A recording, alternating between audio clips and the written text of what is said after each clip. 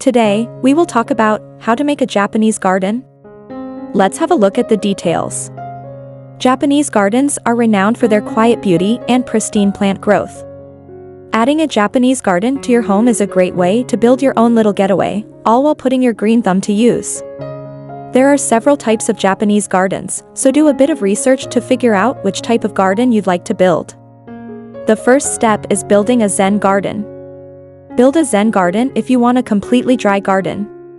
Zen gardens, also known as Japanese rock gardens, are designed to be dry. They are typically comprised of different-sized boulders, gravel, sand, and rocks. Gardens are typically made on flat and leveled landscapes, so it's important that you choose the flattest possible piece of land. These gardens are typically made in the shape of a square. Start by creating a border around your Zen garden with rocks and boulders. This will help keep your gravel and sand inside of your designated Zen garden and stop it from spreading all over the rest of your yard. Incorporate the proper plants into your garden.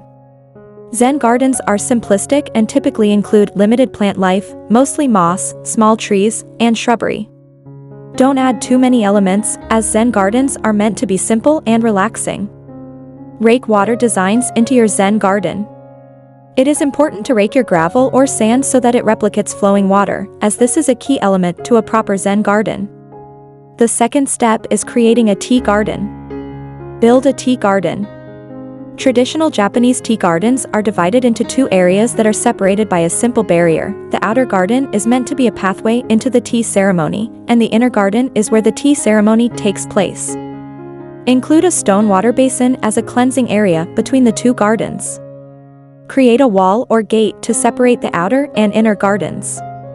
Plant the inner garden. The plants used in inner gardens should be ferns, mosses, and shrubs.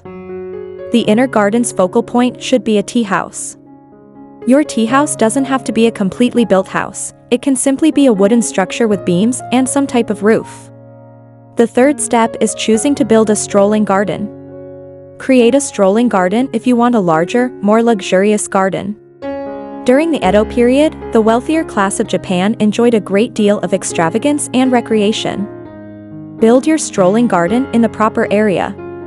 Strolling gardens require more space than other types of Japanese gardens, making them the least practical type of Japanese garden for most people.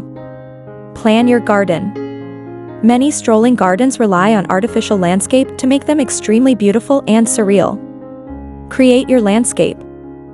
If you plan on adding artificial landscapes, such as small bodies of water or hills, you may need to hire professionals to help you. After you've built your hills and water elements, you should build a strolling path into your garden. You can use gravel, pebbles, wooden planks, or large stepping stones to make your walkway.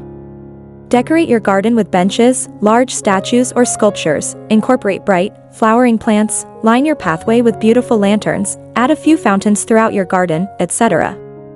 And the fourth step is building a courtyard garden. Choose a courtyard garden if you're looking to build a smaller garden. Courtyard gardens typically incorporate simple non-flowering plants, a dry stream, and small water elements. Using a combination of rocks and plants, create a border for your courtyard garden. This will help you and your visitors distinguish where your garden begins. It's easiest to use potted plants in courtyard gardens, as this will allow you to build your garden almost anywhere. Choose plants that require little to no sunlight, such as ferns and palm plants. Thanks for watching this video. Please don't forget to like and subscribe to our channel if you like our videos.